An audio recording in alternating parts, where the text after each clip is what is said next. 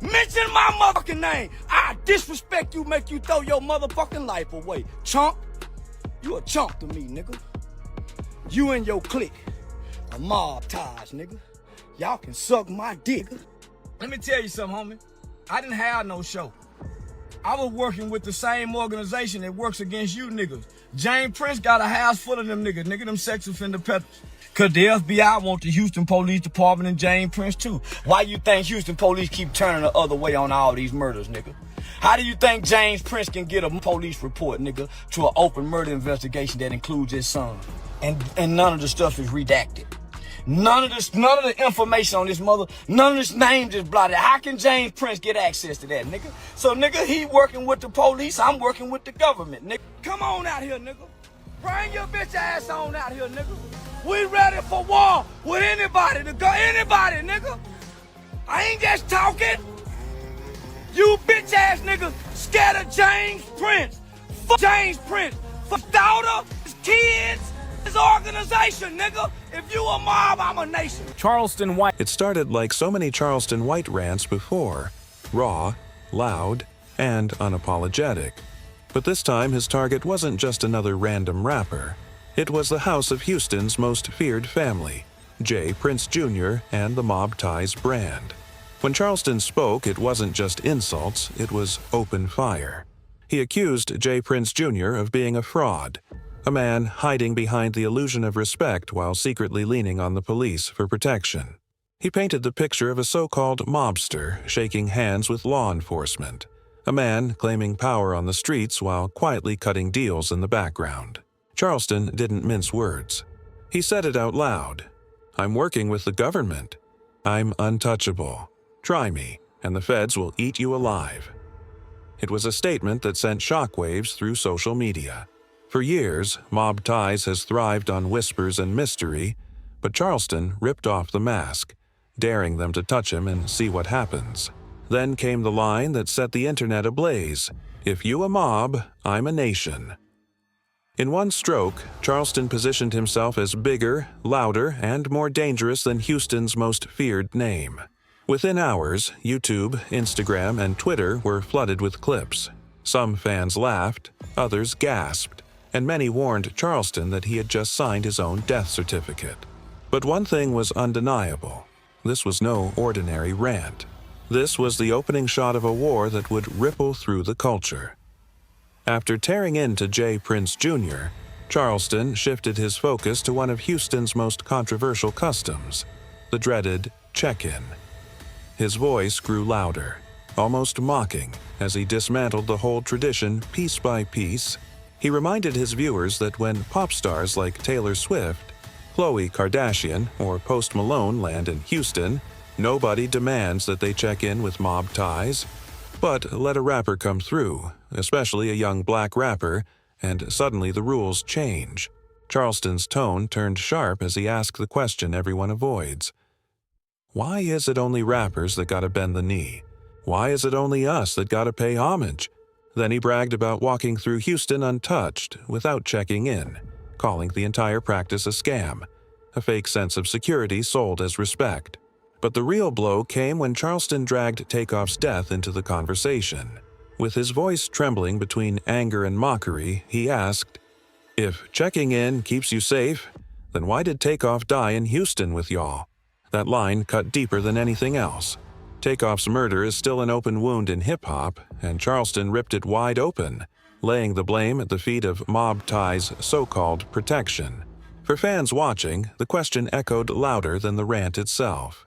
If Mob Ties couldn't protect a superstar like Takeoff, what was the point of checking in at all?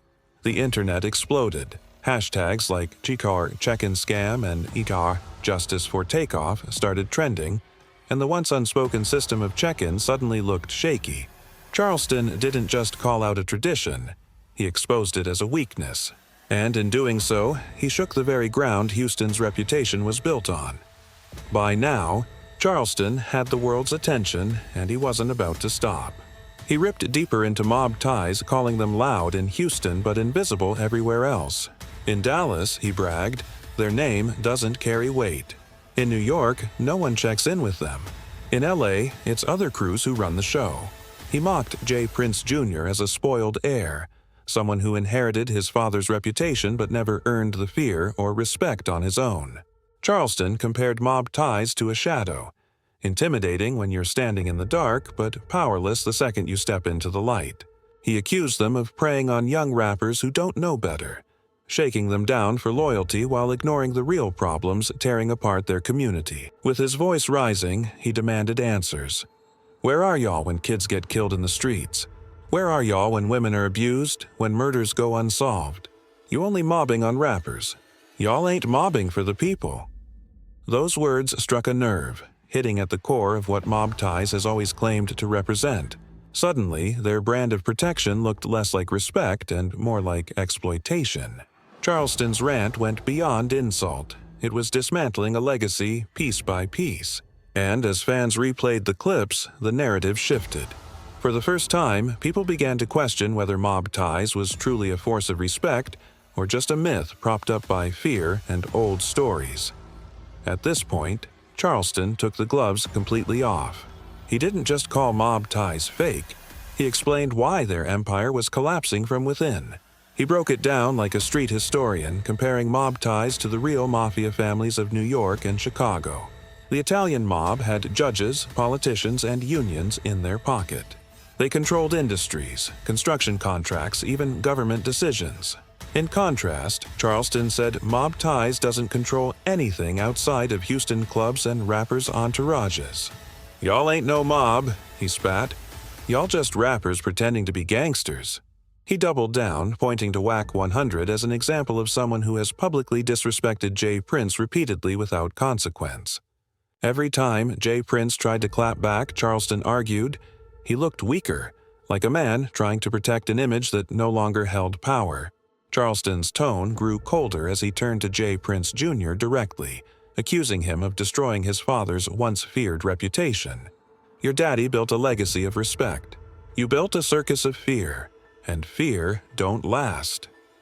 That statement hit like a hammer, suggesting that what once made Rap-A-Lot untouchable is now eroding under the weight of reckless behavior. Social media commentators jumped on the clip, debating whether Charleston was exposing cracks in mob ties armor or simply throwing gasoline on an already dangerous fire. Either way, the aura of invincibility around the Prince family was dimming, and Charleston was holding the flashlight for the world to see. The final stage of Charleston's rant wasn't just about mob ties, it was about hip-hop itself. He looked into the camera, eyes blazing, and declared that respect earned through fear is not real respect at all. True respect, he said, comes from building, protecting, and serving your people, not extorting rappers for loyalty.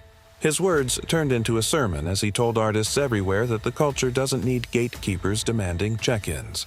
It needs leaders protecting communities.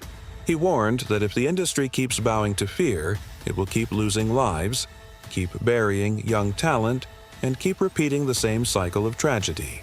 His voice cracked with fury as he hammered his point. If you gotta check in to be safe, then you're not safe at all. You're being taxed. You're being played. The internet caught fire instantly. Podcasts, YouTube channels, TikToks, everyone had an opinion. Some praised him as the first man brave enough to say it. Others warned that Charleston was playing with his life, daring forces too dangerous to provoke. But whether people loved him or hated him, they couldn't ignore him. The streets buzzed, social feeds filled with debates, and the question Charleston raised refused to die. Is the culture being protected, or is it being extorted? With one rant, Charleston White turned a local beef into a national conversation. And now, whether mob ties answers him or stays silent, the damage is done. The fear is gone. The questions are out. And hip-hop will never look at check-in culture the same way again.